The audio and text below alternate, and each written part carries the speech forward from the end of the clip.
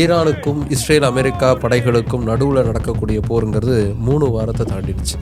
இந்த 3 வாரத்தில் ஏகப்பட்ட இழப்புகள் இருதரப்பு மத்தியிலையுமே நடந்திருக்கு. ஆனால் கிளியராக இந்த வாரில் ஈரான் தான் ஜெயிச்சுக்கிட்டு இருக்காங்க. இது வரைக்கும் இந்த போரில் ஈரானுக்கு மிகப்பெரிய அளவுக்கு பலமாக இருந்தது இதுதான். ஷாஹித் 136 அப்படிங்கிற இந்த ட்ரோன் தான் ஈரானுக்கு பெரிய அளவுக்கான வெற்றி அப்படிங்கிறத கொடுத்துருக்கு. ஈரான் சுயமாக உருவாக்கின ஒரு ட்ரோன் தான் இந்த ட்ரோன். பொருளாதார தடைகளுக்கு நடுவில் எப்படி ஈரான் இந்த ட்ரோனை உருவாக்குனாங்க, அது எப்படி இன்றைக்கி ஈரானுக்கு மிகப்பெரிய அளவுக்கான வெற்றியை வாங்கி தந்திருக்கு அப்படிங்கிறது தான் இன்றைக்கி நம்ம பார்க்க போகிற டீட்டெயிலான subject. Welcome to Big Bang மோகன். நான் உங்கள் மோகன். இன்றைக்கி நாம் ஷாஹித் 136ங்கிற இந்த ட்ரோனை புட்டு பார்க்க போகிறோம். வாங்க.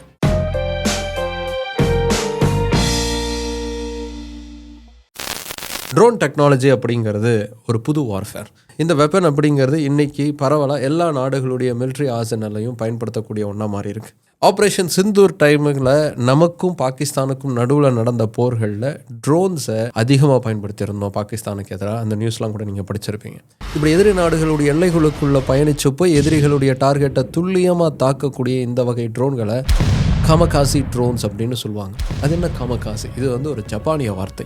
2ஆம் உலகப் போர் காலகட்டத்தில் ஜப்பானியர்கள் என்ன பண்ணியிருக்காங்கன்னா, ஒரு ஃப்ளைட்டில் ஏகப்பட்ட வெடிமருந்துகளை நிரப்பி அதை ஒரு பைலட்டை ஓட்டிக்கிட்டு நேரடியாக போய் தற்கொலை தாக்குதல் அப்படிங்கிறத செய்வாங்களாம்.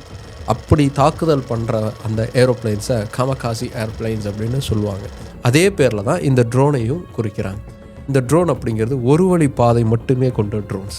கிளம்புற இடத்துலேருந்து எதிரி டார்கெட்டை போய் அட்டாக் பண்ணுற வரைக்கும் தான் இந்த ட்ரோனுடைய வேலை அப்படிங்கிறது இருக்கும். இந்த ட்ரோன்ஸ்லாம் எதிரி நாட்டுடைய இராணுவ தளங்கள், அதே மாதிரி டேங்கர்ஸ் மாதிரி எதிரி நாடுகளுக்கு பலமாக இருக்கக்கூடிய வெப்பன்ஸ்லாம் எதுவோ அதை நோக்கி செலுத்தக்கூடிய வெப்பனாக இந்த ட்ரோன்ஸ் அப்படிங்கிறது இருக்குது. இந்த ட்ரோன் டெக்னாலஜியை முதல்ல சர்வேலன்ஸ் அப்படிங்கிறதுக்காக மட்டும்தான் முதல்ல பயன்படுத்தினாங்க. அமெரிக்கா தான் இதில் பயனியரான ஒன்றா இருந்துச்சு. இப்படி இருக்கக்கூடிய ட்ரோன்ஸை ஒரு ஆயுதமாக பயன்படுத்த முடியும்னு யார் முதல்ல யோசிச்சார்னா இஸ்ரேல் தான் யோசித்தாங்க. இஸ்ரேல் பல போர்களில் ட்ரோனை ஒரு ஆயுதமாக பயன்படுத்துறதுக்கான ஆராய்ச்சியில் தொடர்ந்து இருந்திருக்காங்க. பல சமயங்கள் அப்படி தாக்குதல் நடத்தியிருக்காங்க. ஆனால் அஃபிஷியல் ரெக்கார்ட்ஸாக எதுவுமே இல்லை அப்படிங்கிற மாதிரி சொல்கிறாங்க. முதல்ல ரெக்கார்டடான ட்ரோன் தாக்குதல் அப்படிங்கிறது யார் செஞ்சா அப்படின்னா அமெரிக்கா தான் செஞ்சாங்க. 2001 ஆப்கானிஸ்தானில் நடந்த போர்களில் அமெரிக்க படைகள் அவங்களுடைய சர்வேலன்ஸ் ட்ரோன்ஸில் மிசைல்ஸை நிரப்பி அதை எதிரி படைகளை நோக்கி தாக்குதல் நடத்தினாங்க அப்படிங்கிற ஒரு ரெக்கார்டுங்கிறது இருக்குது. அமெரிக்கா ட்ரோன் ஆயுதமாக மாற்றினதுக்கப்புறமா இஸ்ரேலும் இதே மாதிரியான ட்ரோன் டெக்னாலஜி யூஸ் பண்ணி வெப்பனை உருவாக்க ஆரம்பித்தாங்க. அதை மற்ற நாடுகளும் அப்படியே ரொம்ப வேகமாக ட்ரோன் டெக்னாலஜிக்கு அடாப்ட் ஆக ஆரம்பித்தாங்க. இப்படி வழக்கமாக பயன்படுத்திக்கிட்டு இருந்த ஆயுதங்களை விட அடுத்த கட்ட நகர்வுக்கு மனித குலம்ங்கிறது நகர ஆரம்பிச்சிருச்சு. புது இனோவேஷன்ஸ் அப்படிங்கிறது எப்பவுமே ராணுவ கட்டமைப்பில் தான் நடக்கும். இப்போது அதான் நடந்துகிட்டு இருக்கு. அட்வான்ஸ்டான வெப்பன் சிஸ்டத்துக்குள்ளே நம்ம போக ஆரம்பிச்சிட்டோம். அதை தான் இப்போ கொஞ்சம் கொஞ்சமாக நம்ம கண்ணு முன்னாடி பார்க்க ஆரம்பிச்சிருக்கோம். இந்த வீடியோவில் ட்ரோனை பற்றி மட்டும் இல்லை, இதை தடுக்கிறதுக்கு ஒரு புது அட்வான்ஸ்டான ஒரு வெப்பன் அப்படிங்கிறது உருவாகிட்டு இருக்கு. அது என்னங்கிறதையும் நம்ம பார்க்கலாம். இப்படி உலக நாடுகள் அடுத்தடுத்த இனோவேட்டிவான அட்வான்ஸ்மெண்ட்டுக்கு போகிற மாதிரியே தான் இந்தியாவும் நகர்ந்துகிட்டு இருக்கு. அதுவும் இந்தியா பல துறைகளில் இனோவேஷன்ஸ் அப்படிங்கிறத பண்ணிக்கிட்டு இருக்காங்க. அதனால தான் குளோபல் இனோவேஷன் இண்டெக்ஸில் 2015 ரேங்கிங்கில் இந்தியா 85வது இடத்துல இருந்துச்சு. ஆனால் 2025 38வது இடத்துக்கு நம்ம முன்னேறி இருக்கோம். இதுலேருந்து என்ன தெரியுது? நம்ம நாட்டில் நிறைய இனோவேஷன்ஸ் அப்படிங்கிறது நடந்துக்கிட்டு இருக்குது அப்படிங்கிறது தெரியுது. இப்படி நாடு இனோவேஷனை நோக்கி நகர்ந்துட்டு இருக்கும்போது அதை நம்ம பயன்படுத்தி நாமளும் வளரணும். ஈரான் மாதிரியே சரியான முதலீடுகளை நாமளும் நம்ம வீட்டில் செஞ்சால் தான் அதுக்கேற்ற மாதிரியான நல்ல பெனிஃபிட் அப்படிங்கிறது நம்ம ஃப்யூச்சருக்கு நமக்கு கிடைக்கும். அப்படி ஒரு ஆப்பர்ச்சுனிட்டி தான் டாடா ஏஐ லைஃப் அவங்களுடைய இனோவேஷன் ஃபண்ட் என்எஃப்ஓ மூலமாக நமக்கு ப்ரொவைட் பண்ணியிருக்காங்க. டாடா குரூப்பில் அங்கமாக இருக்கக்கூடிய டாடா ஏஐ லைஃப் தான் இந்த என்எஃப்ஓ ஆப்பர்ச்சுனிட்டியை நமக்கு ப்ரொவைட் பண்ணுறாங்க. நாம் இதில் போடக்கூடிய பணம் அப்படிங்கிறது இந்தியா முழுக்க பல்வேறு துறைகளில் இனோவேட்டிவாக அவங்களுடைய பிஸ்னஸை செயல்படுத்திக்கிட்டு இருக்கக்கூடிய கம்பெனிகளில் இன்வெஸ்ட் பண்ணப்படும். அதன் மூலமாக அந்த நிறுவனங்கள் வளர்றதோட நம்மளுடைய பணமும் வளரும், நாமளும் வளரும். இந்த என்எஃப்ஓவில் இன்வெஸ்ட் பண்ணுறதுக்கான கடைசி தேதிங்கிறது மார்ச் 31 வரைக்கும் தான். அதாவது இன்னும் 14 நாட்கள் தான் இருக்குது. அதனால் இமீடியட்டாக உங்களுக்கான இன்வெஸ்ட்மெண்ட் அப்படிங்கிறது அதில் ஸ்டார்ட் பண்ணுங்கள். இதை பற்றின முழுமையான டீடைல்ஸை படித்து தெரிஞ்சுக்கிறதுக்கான லிங்க் அப்படிங்கிறத டிஸ்கிரிப்ஷனில் கமெண்ட்டில் பின் பண்ணியிருக்கேன். கீழே தெரியக்கூடிய QR கோடை ஸ்கேன் பண்ணி கூட நீங்கள் அந்த டீடைல்ஸை படித்து தெரிஞ்சுக்கலாம். தமிழில் உங்களுக்கு டவுட்ஸ்லாம் கிளியர் பண்ணணும் அப்படின்னு நீங்கள் ரெக்வஸ்ட் பண்ணிங்கன்னா போதும், அவங்களே நேரடியாக உங்களுக்கு தமிழில் எல்லாத்தையுமே எக்ஸ்பிளைன் பண்ணுவாங்க. எல்லாத்தையும் புரிஞ்சுக்கிட்டு உங்களுக்கான ஒரு இன்வெஸ்ட்மெண்ட் அப்படிங்கிறத கண்டிப்பாக ஸ்டார்ட் பண்ணிவிடுங்க. டாடா ஏஐ லைஃபுடைய பாஸ்ட் ஃபண்ட்ஸ்லாம் எப்படி செயல்பட்டுருக்கு அப்படின்னு பார்த்தோம்னா, அவங்களுடைய எமர்ஜிங் ஆப்பர்ச்சுனிட்டிஸ் ஃபண்ட் பார்த்தீங்கன்னா 2022 லான்ச் ஆச்சு. கிட்டத்தட்ட 24% அளவுக்கு சிஏஜிஆர் அப்படிங்கிறது கொடுத்துருக்கு. மல்டி கேப் ஃபண்ட் வந்து 2015 லான்ச் ஆச்சு. 21% சிஏஜிஆர் அப்படிங்கிறத கடந்த 5 வருடங்களில் கொடுத்துருக்கு. ஸோ இதெல்லாம் வச்சு பார்க்கும்போது அவங்களுடைய பாஸ்ட் ஃபண்ட்ஸ்லாம் நல்லாவே செயல்பட்டுருக்குங்கிறத நம்மளால் புரிஞ்சுக்க முடியும். அதே மாதிரி தான் இந்த என்எஃப்ஓவும் செயல்படும் அப்படிங்கிறதுனால நமக்கான ரிட்டர்னுங்கிறது நல்லா கிடைக்கிறதுக்கான வாய்ப்புகள் இருக்குது. இதோட என்ஏவிங்கிறது 10 ரூபா தான். உங்களால் எவ்வளோ பணம் கம்ஃபர்டபுளாக இன்வெஸ்ட் பண்ண முடியுமோ அந்த தொகையை வந்து நீங்கள் இதில் இன்வெஸ்ட் பண்ண ஆரம்பிக்கலாம். அது மட்டும் இல்லாமல் நம்ம மாதம் எவ்வளோ இன்வெஸ்ட் பண்ணுறோமோ அதை விட 120 மடங்கு அதிகமான அளவுக்கு லைஃப் கவர் அப்படிங்கிறதையும் இந்த பிளானில் வந்து ப்ரொவைட் பண்ணுறாங்க. என்ஆர்ஐஸ் கூட இதில் இன்வெஸ்ட் பண்ணலாம். மாதம் 18,000 ரூபா இன்வெஸ்ட் பண்ணுறாங்க அப்படின்னா உங்களுக்கு 2 கோடி ரூபா அளவுக்கான ரிட்டர்ன் கிடைக்கிறதுக்கான வாய்ப்புகள் இருக்குது. இது எல்லாத்தையும் விட ஹைலைட் என்னென்னா டாக்ஸ் பெனிஃபிட்டுங்கிறது இதில் இருக்குது. 2.5 லட்ச ரூபா வருஷத்துக்கு நம்ம இன்வெஸ்ட் பண்ணுறோன்னா அதுலேருந்து வரக்கூடிய ரிட்டர்ன் கம்ப்ளீட்டாக டாக்ஸ் ஃப்ரீயாக நமக்கு கிடைக்கும். ஆனால் இதில் 5 வருஷம் லாக்இன் பீரியட் அப்படிங்கிறது இருக்குது. ஸோ மாதம் 5 வருஷத்துக்கு உங்களால் எந்த தொகை போட முடியுமோ அந்த தொகையை செலக்ட் பண்ணி உங்களுக்கான இன்வெஸ்ட்மெண்ட் அப்படிங்கிறத பண்ணுங்கள். இன்வெஸ்ட்மெண்ட் அப்படிங்கிறது இன்னைக்கு தேதிக்கு கண்டிப்பாக அவசியமான ஒன்று. நம்மளுடைய பணம் நம்மக்கிட்டே இருந்ததுன்னா அது ஒன்று செலவாயிடும், இல்லை சும்மா தான் இருக்கும். அது இந்த மாதிரி இன்வெஸ்ட்மெண்ட்லாம் போட்டு வச்சாதான் ஃப்யூச்சரில் நமக்கு பெரிய அளவுக்கு கவலை இல்லாமல் நம்மளால் சேஃபாக இருக்க முடியும். அந்த மாதிரியான ஒரு இன்வெஸ்ட்மெண்ட் ஆப்பர்ச்சுனிட்டி இது கண்டிப்பாக உங்களுக்கு யூஸ்ஃபுல்லாக இருக்கும். யூஸ் பண்ணிக்கோங்க. ட்ரோன் டெக்னாலஜி அப்படிங்கிறது அமெரிக்கா தான் முதல்ல உருவாக்குச்சு. அதை வெப்பனாக மாற்றுறதுல அமெரிக்காவும் இஸ்ரேலும் பெரிய அளவுக்கு பங்கு வகிச்சாங்க. இஸ்ரேல் தான் அதை அதிகமாக யூஸ் பண்ணாங்க. இதெல்லாம் ஓகே. ஆனால் அதை மாஸ் ப்ரொடக்ஷன் பண்ணலாம், ரொம்ப கம்மியான செலவில் அதை உருவாக்கலாம். அப்படி கம்மியான செலவில் உருவாக்குறதுனால அதை பெரிய அளவுக்கான ஒரு டிஸ்ட்ரக்டிவ் ஃபோர்ஸாக நம்மளால் கொண்டு வர முடியும் அப்படிங்கிறத உலகுக்கு ப்ரூவ் பண்ண நாடு எதுனா ஈரான் தான். ரஷ்யாவுக்கு உக்ரைனுக்கும் நடந்த போரில் ரஷ்யா எக்கச்சக்கமான ட்ரோன்களை உக்ரைனை நோக்கி செலுத்தினாங்க. ஒரு தேன்கூடு கலைஞ்சா அந்த தேனீக்கள்லாம் எப்படி வந்து எங்கெங்கேயோ வந்து தாக்குமோ அந்த மாதிரியான ஒரு தாக்குதல் அப்படிங்கிறத ரஷ்யாவுடைய அந்த ட்ரோன்ஸ்கள் வந்து செஞ்சது. ரஷ்யா பாருங்கள் ட்ரோன் டெக்னாலஜியில் எவ்வளோ தூரம் வளர்ந்துருக்காங்க, எக்கச்சக்கமான ட்ரோன்ஸ்லாம் வச்சுருக்காங்க அப்படின்னு சொல்லி எல்லாரும் அந்த சமயத்தில் சொன்னாங்க. இந்த ட்ரோனுக்கு ஜெரானியம் ஜெரன் 2 அப்படிங்கிறது தான் சொல்லப்பட்டுச்சு. ஆனால் உண்மை என்னென்னா இந்த ட்ரோன்ஸ் எல்லாத்தையுமே யாருக்கிட்ட இருந்து ரஷ்யா வாங்கியிருந்தாங்கன்னா ஈரான் கிட்ட இருந்து வாங்கியிருந்தாங்க. ஈரானுடைய அந்த டெக்னாலஜியை மாஸ் ப்ரொடக்ஷன் பண்ணுறதுக்கு ரஷ்யா ஈரானோட ஒப்பந்தம் போட்டிருந்துச்சு. ஸோ ரஷ்யாவுக்கே ஈரானியர்கள் தான் சொல்லி கொடுத்துருந்தாங்க. ஆனால் ஈரானுடைய ஷாய்டு 136 விட ரஷ்யாவுடைய ஜெரானியம் ட்ரோன்ஸ் வந்து கொஞ்சம் அப்கிரேடடான ஒன்று. ரஷ்யாவுக்கு சொந்தமாக சேட்டலைட்ஸ் இருக்குது, அவங்களுக்கு சொந்தமாக சாஃப்ட்வேர்ஸ்லாம் இருக்குங்கிறனால அதை இன்கார்பரேட் பண்ணுற மாதிரி அந்த ட்ரோனை உருவாக்குனாங்க. ரஷ்யன் சேட்டலைட்டுடைய டைரக்ட் கோஆர்டினேட்ஸ்லாம் அந்த ட்ரோனுக்கு வர்ற மாதிரி அவங்க வந்து அதை டிசைன் பண்ணியிருந்தாங்க. இது ஈரானுடைய ஷாஹிட் 136 விட கொஞ்சம் அப்கிரேடட், கொஞ்சம் அதிகமாக செலவு பிடிக்கக்கூடிய ஒன்று. ஆனால் அதே சமயத்தில் ஈரானுடைய அதே சேம் டெக்னாலஜியை பயன்படுத்தி தாக்குதல் நடத்தக்கூடிய ஒன்று. எவ்வளோ கம்மியான ரேட்டில் இந்த ட்ரோனை செய்கிறாங்க, எந்த அளவுக்கு அது பெரிய அளவுக்கு லாபமாக மாறுது அப்படிங்கிறது இந்த கம்பேரிசனில் நம்மளால் புரிஞ்சிக்க முடியும். ஈரானுடைய ட்ரோன்ஸ் ஒன்று தயாரிக்கிறதுக்கு $10,000 $20,000 தான் செலவாகுது. அதே சமயத்தில் ஜெரானியம் 2 அப்படிங்கிற ரஷ்யன் ட்ரோனை தயாரிக்கிறதுக்கு ஆகக்கூடிய செலவு பார்த்திங்கன்னா ஒரு $50,000 இருக்குது. இந்த ப்ரைஸில் எக்கச்சக்கமான ட்ரோன்ஸை வந்து இவங்களால் உருவாக்க முடியுது. ஒரே சமயத்தில் 5-20 ட்ரோன்ஸை அட் அ டைமில் வந்து லான்ச் பண்ண முடியும். தேனீக்கள் மாதிரி அதுங்களால் பறந்து வர முடியும். இந்த ஒரு ட்ரோனை இன்டர்செப்ட் பண்ணுறதுக்கு இப்போ இருக்கக்கூடிய டெக்னாலஜி படி மிசைல்ஸ் அப்படிங்கிறத அனுப்ப முடியும். இப்போ ஃபார் எக்ஸாம்பிள் அமெரிக்கா இந்த மாதிரியான ட்ரோன்ஸை தடுக்கணும் அப்படின்னா டோமஹாக் மிசைல்ஸ் அப்படிங்கிறத தான் பயன்படுத்த முடியும். இந்த டோமஹாக் மிசைல் ஒன்று $2 மில்லியன். அதே மாதிரி அமெரிக்காவுடைய பேட்ரியாட் மிசைலை டிப்ளாய் செய்யக்கூடிய பேட்ரி பார்த்திங்கன்னா $1 பில்லியன் செலவு பிடிக்கக்கூடிய ஒன்று. அந்த ஒரு பேட்ரியாட் மிசைலுடைய 1 ஷாட்டுக்கு அமெரிக்கா செலவு பண்ணக்கூடிய தொகை எவ்வளோ தெரியுமா? $4 million.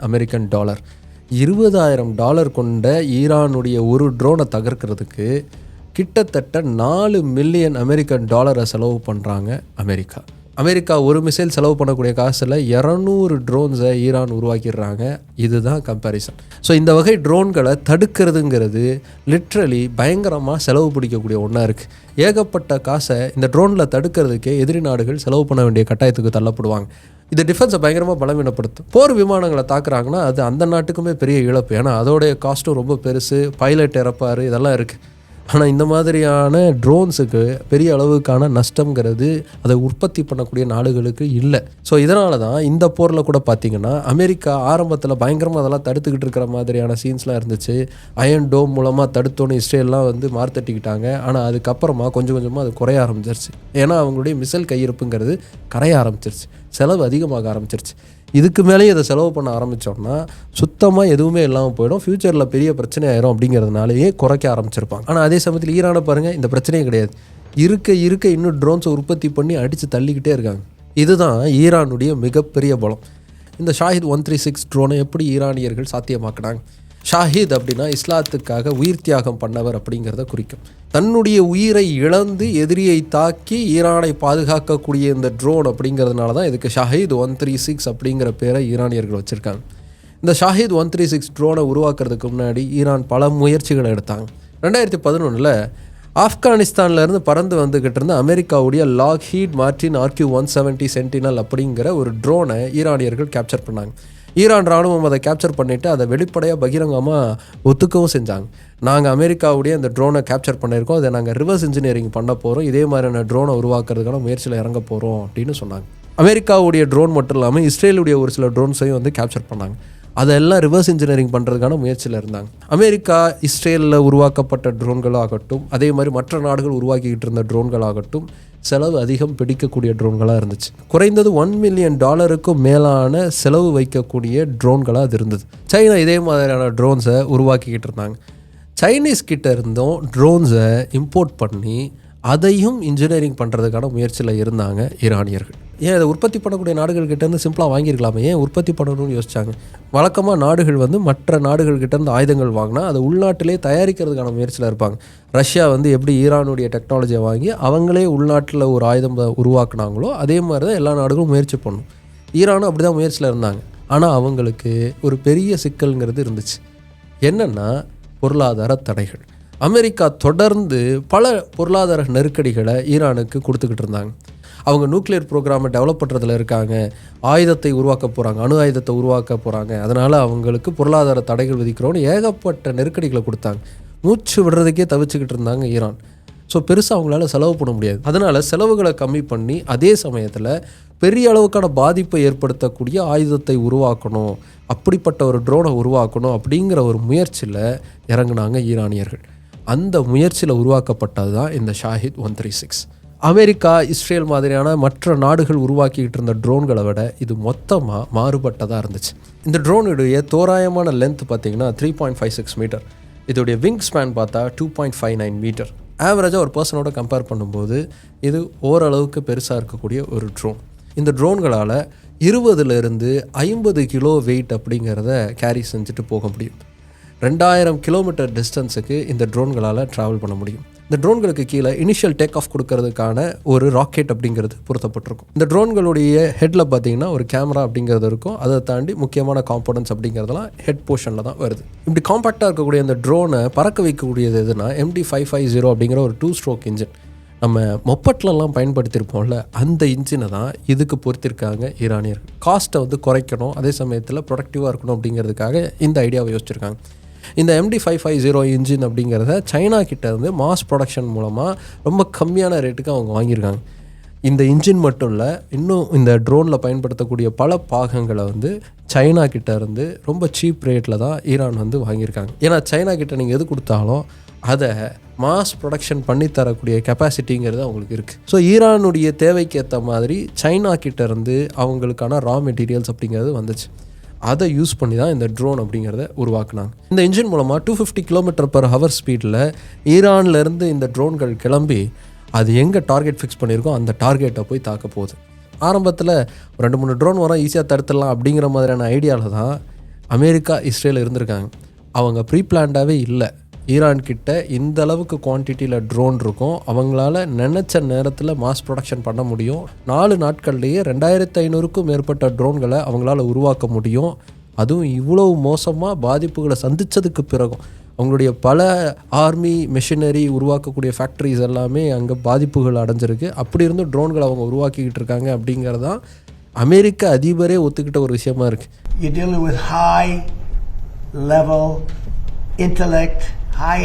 Very high IQ people. இவ்வளோ வேகமாக அவங்களால ட்ரோன்ஸை உருவாக்க முடியும், அதன் மூலமாக தேனி மாதிரி கொட்ட முடியும் அப்படிங்கிறத அவங்க எக்ஸ்பெக்ட் பண்ணவே இல்லை. இதில் ரொம்ப இன்ட்ரெஸ்டிங்கான விஷயம் என்னென்னா, ஈரான் இண்டிஜினஸாக உருவாக்கின இந்த ட்ரோனுடைய பவர் அப்படிங்கிறது ஆரம்பத்திலேயே சைனாவுக்கும் ரஷ்யாவுக்கும் நல்லாவே தெரிஞ்சிருந்தது. ரஷ்யா அதனால தான் இந்த ட்ரோனுடைய டெக்னாலஜியை வாங்கி அதை அவங்களுக்கு ஏற்ற மாதிரி மாற்றி உருவாக்கி யுக்ரைன் வாரில் பயங்கரமாக யூஸ் பண்ணாங்க. ஆரம்பத்தில் ஈரானுடைய ப்ராடக்ட்ஸை தான் நேரடியாக ரஷ்யா வாங்கிட்டு இருந்தாங்க. அதுக்கப்புறமா அவங்களே சொந்தமாக ப்ரொடக்ஷன் பண்ணியிருக்காங்க. இதில் இன்னொரு ஹைலைட்டான விஷயம் என்னென்னா, ரஷ்யா உருவாக்கி இருக்கக்கூடிய ட்ரோனுக்கு ரா மெட்டீரியல்ஸ், பார்ட்ஸ் எல்லாமே சைனா கிட்ட இருந்து அதிகமாக வாங்கியிருக்காங்க. ஸோ சைனா இவங்க 2 பேரும் உருவாக்கி இருக்கக்கூடிய ட்ரோனை அவங்களுடைய பார்ட்ஸை யூஸ் பண்ணி இன்னும் அதிக மாஸ் ப்ரொடக்ஷனில் அவங்களுக்கேற்ற மாதிரி ட்ரோன்ஸை உருவாக்கி வச்சுருக்காங்க. ஆப்வியஸ்லி அது அவங்களுடைய பலத்தை இன்னும் அதிகமாக்கியிருக்கு. அமெரிக்காவும் இஸ்ரேலும் ஈரானை கம்மியாக எடை போட்டு இந்த போரில் குதிச்சாங்க இல்லையா, இதை இமீடியட்டாக சரி பண்ணுறதுக்கு அமெரிக்கா சுதாரிக்க ஆரம்பித்தாங்க. உலக வல்லரசு நாடு, உலகத்தின் ரொம்ப அட்வான்ஸ்டான மிலிட்ரி டெக்னாலஜி கொண்ட ஒரு நாடு, உலகத்துக்கே புது புது மிலிட்ரி வெப்பன்ஸை கொடுக்கக்கூடிய ஒரு நாடுன்னு மாறுதட்டிக்கிட்ட அமெரிக்கா ஈரானுடைய ஷாஹித் 136 ட்ரோனை கேப்சர் பண்ணி அதை ரிவர்ஸ் இன்ஜினியரிங் பண்ண ஆரம்பித்தாங்க. அப்படி அவங்க செஞ்சு உருவாக்கின ட்ரோன் தான் LUCAS. Low cost unmanned compact attack system அப்படிங்கிறதுடைய சுருக்கம் தான் இந்த லூகாஸ். இந்த போர் நடந்துக்கிட்டு இருக்கக்கூடிய காலகட்டத்தில் தான் லூகாஸ் மேனுஃபேக்சரிங்கை இன்னும் அதிகமாக்கியிருக்காங்க அமெரிக்கா. அதை இன்னும் டெவலப் பண்ணுறதுக்காக அதிகமாக செலவு பண்ண ஆரம்பிச்சிருக்காங்க. ஈரானுடைய டெக்னாலஜியை ரஷ்யா காசு கொடுத்து வாங்கி அவங்க யூஸ் பண்ணிகிட்டு இருக்காங்க. அமெரிக்கா அதை சுட்டு அவங்களுக்கு ஏற்ற மாதிரி டிசைன் பண்ணிகிட்ருக்காங்க. அப்படி உருவாக்கக்கூடிய லூகாஸ் இதை விட இன்னும் அட்வான்ஸ்டான ஒரு டெக்னாலஜியோடு இருக்குது. அமெரிக்காவுடைய பவர்ஃபுல் சாஃப்ட்வேர்லாம் இந்த லூகாஸில் இன்பில்ட்டாக வருது. சேட்டலைட் இமேஜரியோட டெரைன் மேப்பிங்கை மேட்ச் பண்ணி எந்த இடத்த தாக்குறோம், எப்படி தாக்கணுங்கிறதெல்லாம் துல்லியமாக அனலைஸ் பண்ணக்கூடிய ஒன்றா இந்த லூகாஸ் உருவாக்கப்பட்டிருக்கு. குறைஞ்சது ஒரு $50,000-$70,000 ஆகும் ஒரு லூகாஸை தயாரிக்கிறதுக்கு அப்படிங்கிற மாதிரி சொல்லியிருக்காங்க. ஆனால் அமெரிக்கா செலவு பண்ணக்கூடிய காசுகளோட கம்பேர் பண்ணும்போது இந்த லூகாஸுடைய உற்பத்தி அப்படிங்கிறது அமெரிக்காவுக்கு ரொம்ப சீப்பு தான். ஸோ இப்போ ஆக்சுவலாக நாடுகளுடைய தாக்குதல் திறன்கிறது அதிகமாக இருக்குது, அதை தடுக்கிறதுக்கான திறன்கள்ங்கிறது கம்மியாக இருக்குது. ஏன்னா செலவுகள் அதிகமாக பிடிக்குது. அமெரிக்கா அதனால தான் இந்த போரில் பெரிய அளவுக்கு தோல்வியை தழுவிக்கிட்டு இருக்காங்க. இதை சமாளிக்கிறதுக்கு டொனால்ட் ட்ரம்ப் அவர்கள் எங்கே போய் கையேந்த ஆரம்பிச்சிருக்காருன்னா, உக்ரைன் கிட்ட கையேந்த ஆரம்பிச்சிருக்காரு. கொஞ்ச நாளைக்கு முன்னாடி தான் உக்ரைன் பிரசிடென்ட் ஜெலன்ஸ்கியை அமெரிக்காவுடைய வெள்ளை மாளிகைக்கு கூப்பிட்டு பயங்கரமாக ரேகிங் பண்ணாங்க. I think it's disrespectful for you to come into the Oval Office and try to litigate this in front of the American media. You're in no position to dictate what we're going to feel. Ukraine தொடர்ந்து ரஷ்யாவுடைய drone தாக்குதலால் பாதிப்படைந்த ஒரு நாடு. அதை சமாளிக்கிறதுக்காக அவங்க ஒரு anti drone technology அப்படிங்கிறத உருவாக்குனாங்க. உக்ரைனில் 20 கம்பெனிகளுக்கு மேலே இந்த ஆன்டி ட்ரோன் டெக்னாலஜியை உருவாக்கக்கூடிய கெப்பாசிட்டியோட அங்கே டெவலப் பண்ணிட்டாங்க. ஸோ இந்த டெக்னாலஜிங்கிறது உங்களுக்கு கண்டிப்பாக யூஸ்ஃபுல்லாக இருக்கும், உங்களுடைய போர்களுக்கு அது பயன்படும், இதை நீங்கள் வாங்கிக்கோங்க அப்படின்னு சொல்லி உக்ரைனுடைய ஆஃபீஸர்ஸ்லாம் நேரடியாக போய் டொனால்ட் ட்ரம்ப்புடைய அட்மினிஸ்ட்ரேஷனில் இருக்கக்கூடிய அதிகாரிகள்கிட்ட போட்டு காமிச்சிருக்காங்க. போடாங்கிட்டு எங்களுக்கு தெரியல அப்படின்னு அவங்கள துரத்தி விட்டாங்க. இப்போது துண்டக்கானம் துணியாக்கானோன்னு அடி வாங்கிறதுனால எப்போ ஒருத்தன் 10 நாளைக்கு முன்னாடி பவர் பாயிண்ட் காமிச்சானே எங்கப்பா அவன்னு ஃபோனை போட்டு உக்ரைன் கிட்ட இருந்து இந்த ஆன்டி ட்ரோன் டெக்னாலஜி அப்படிங்கிறத வாங்க ஆரம்பிச்சிருக்காங்க. இதுவும் ஒரு வகையான ட்ரோன் மாதிரியான ஒரு சிஸ்டம் தான். அதாவது ட்ரோனை வச்சே தாக்குறதுக்கான ஒரு முயற்சி. ஆனால் அதே சமயத்தில் இதை தாண்டி இன்னும் ப்ரொடக்டிவாக ஏதாவது ஒரு மெத்தட் இருக்கா அப்படிங்கிறதை நோக்கி உலகம் நகர்ந்துக்கிட்டு இருக்கு. அதற்கான பதிலுங்கிறது இப்போ எங்கே முடிஞ்சிருக்கு அப்படின்னா, லேசர் பீம் டெக்னாலஜியில் போய் முடிஞ்சிருக்கு. நீங்கள் சின்ன வயசில் கார்ட்டூன் பார்த்துருப்பீங்க, ஸ்டார் வார்ஸ் படத்துலலாம் பார்த்துருப்பீங்க, லேசர் பீம் மூலமாக அப்படியே அட்டாக் பண்ணுவாங்க இல்லையா. அந்த லேசர் பீம் டெக்னாலஜிங்கிறது இனிமேல் ஃபிக்ஷன் கிடையாது, அதுதான் ஃப்யூச்சராக வரப்போகுது. அமெரிக்கா, ரஷ்யா, சைனா எல்லாமே அவங்களுடைய படைகளில் இதே மாதிரியான லேசர் பீம் டெக்னாலஜி கொண்ட வெப்பன்ஸ் அப்படிங்கிறத உருவாக்கி வச்சுருக்காங்க. சமீபத்தில் இந்த நாடுகளில் நடந்த இராணுவ அணிவகுப்பில் இந்த லேசர் பீம் டெக்னாலஜி வெப்பன்ஸ்லாம் காட்சிப்படுத்தப்பட்டுச்சு. இந்த லேசர் பீம் டெக்னாலஜி அப்படிங்கிறது எப்படி செயல்படுது அப்படிங்கிறத 60 Minutes நியூஸ் சேனல் இதை தயாரிக்கக்கூடிய ஒரு நிறுவனத்துக்கிட்டேயே நேரடியாக பேட்டி எடுத்து ஒரு வீடியோ போட்டிருக்காங்க. அந்த வீடியோவில் இந்த லேசர் பீம் டெக்னாலஜிங்கிறது எப்படி பயன்படுத்தப்படுது அப்படிங்கிறதெல்லாம் அவங்க எக்ஸ்பிளைன் பண்ணியிருக்காங்க. ஒளியை கான்சன்ட்ரேட்டடாக ஒரு இடத்துல துல்லியமாக நம்ம நகர்த்தும் போது அது அந்த பாயிண்டில் இருக்கக்கூடிய டார்கெட்டை மொத்தமாக எரிச்சிடுது. அப்படி ஒரு டெக்னாலஜி தான் இந்த லேசர் பீம் டெக்னாலஜி. சிம்பிளாக சொல்லணும் அப்படின்னா, நம்ம பூத கண்ணாடியை வச்சு சூரிய ஒளியில் காமிச்சு எறும்பெல்லாம் வேட்டையாடுறதுக்கு ட்ரை பண்ணுவோம்ல, அதே மாதிரியான ஒரு மெத்தட் தான் இந்த method. Why aren't you burning? Black Irish, Chris. I never burn, only tan. சமீபத்தில் இந்த போரில் இஸ்ரேல் லேசர் பீம் டெக்னாலஜியை பயன்படுத்தியிருக்காங்க அப்படிங்கிற நியூஸ்லாம் கூட வந்தது, வீடியோஸ்லாம் கூட வந்தது. அது உறுதிப்படுத்த முடியல ஒரிஜினலாக அப்படின்னு. ஆனால் இந்த டெக்னாலஜிங்கிறது இப்போது நடைமுறைக்கு வந்திருக்கக்கூடிய ஒன்று. ஆனால் இது எல்லாமே டெவலப்பிங் ஸ்டேஜில் இருக்குது, இன்னும் அது முழுமை அடையலை. அதனால தான் இந்த போரில் கூட அதை அதிக அளவுக்கு பயன்படுத்தாமல் தாமதப்படுத்திக்கிட்டே இருக்காங்க. இது எந்த அளவுக்கு டிஃப்ரென்ஸ் உருவாக்கும்னா பயங்கர மேசிவான டிஃப்ரென்ஸ் வந்து கொண்டு வரப்போகுது. ஒரு டாமஹாக் மிசைல் வந்து $2 மில்லியன் அப்படின்னு நம்ம பார்த்தோம். ஒரு பேட்ரியாட் மிசைல் பார்த்திங்கன்னா $4 மில்லியன் அமெரிக்கன். ஆனால் இந்த ஒரு லேசர் பீம் அப்படிங்கிறது ஒரு முறை செலுத்துறதுக்கு எவ்வளோ தெரியுமா செலவாகும்? $5. ஒரு சில நேரத்தில் அது $3 தான். ஒரு சில செகண்ட்ஸ்லேயே அடுத்த முறை இந்த ஆயுதத்தை பயன்படுத்துறதுக்கு அது தயாராகிடும். ஸோ பாருங்கள் எவ்வளோ ப்ரைஸ் டிஃப்ரென்ஸ் பாருங்கள். ஒரு ட்ரோனை உருவாக்குற காசை விட ரொம்ப ரொம்ப கம்மியான காசுக்கு வந்து இது டிஃபென்ஸ் உருவாக்க போகுது. இது ட்ரோனை மட்டும் தடுக்க போகிறதில்ல, மிசைல்ஸை தடுக்க போகுது. அதே மாதிரி போர் விமானங்களை தடுக்கிறதுக்கு கூட இந்த லேசர் பீம்ஸ் அப்படிங்கிறது பயன்பாட்டுக்கு வரும். அப்போ எந்த அளவுக்கு டிஃபென்ஸுங்கிறது பலமாக மாறும் பாருங்கள்.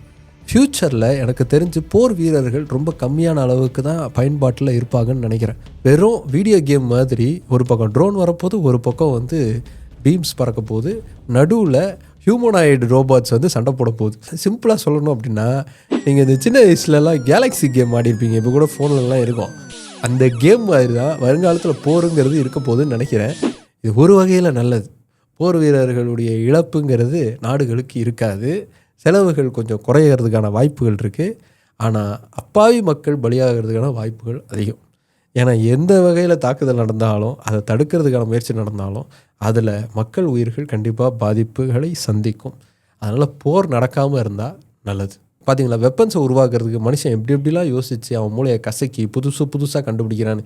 இதை ப்ரொடக்டிவாக ஏதாவதுக்கு பண்ணால் நல்லாயிருக்கும். அட்லீஸ்ட் நாமளாவது ப்ரொடக்டிவாக அதை பயன்படுத்துறதுக்கு யூஸ் பண்ணுவோம். அடுத்தவன் சாதி என்னென்னு பார்க்குறது, டிஎன்ஏ டெஸ்ட் எடுக்கிறது, இதெல்லாம் நிறுத்திட்டு கொஞ்சம் யூஸ்ஃபுல்லான விஷயங்களுக்கு மூளையை பயன்படுத்துவோம்.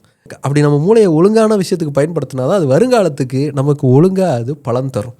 அப்படி ஒரு வகையாக புத்திசாலித்தனமாக இருக்கக்கூடிய ஒரு விஷயத்தை தான் இந்த வீடியோட தொடக்கத்திலே நான் சொல்லியிருந்தேன். டாடா ஏஐ லைஃபுடைய என்எஃப்ஓ மூலமாக நீங்கள் இன்வெஸ்ட் பண்ணக்கூடிய தொகைங்கிறது கண்டிப்பாக ஃபியூச்சரில் உங்களுக்கு நல்ல ரிட்டர்ன் தரதுக்கான பாசிபிலிட்டிஸை வந்து கொடுக்கும். அதை மிஸ் பண்ணிடாதீங்க. அந்த என்எஃப்ஓவில் இன்வெஸ்ட் பண்ணுறதுக்கான கடைசி தேதிங்கிறது மார்ச் 31 வரைக்கும் தான். அதாவது இன்னும் 14 நாள் தான் இருக்குது. கீழே டிஸ்கிரிப்ஷன்லையும் கமெண்ட்லையும் இதை பற்றின முழுமையான டீட்டெயில்ஸை படித்து தெரிஞ்சுக்கிற லிங்க்குங்கிறத பின் பண்ணியிருக்கேன், செக் பண்ணி பாருங்கள். கீழே தெரியக்கூடிய QR கோடை ஸ்கேன் பண்ணி கூட நீங்கள் அதை பற்றின முழுமையான டீட்டெயில்ஸை படித்து தெரிஞ்சுக்கலாம். படித்து தெரிஞ்சுக்கிட்டு அண்டர்ஸ்டாண்ட் பண்ணிக்கிட்டு உங்களுக்கான ஒரு இன்வெஸ்ட்மெண்ட் அப்படிங்கிறத ஸ்டார்ட் பண்ணிவிடுங்க.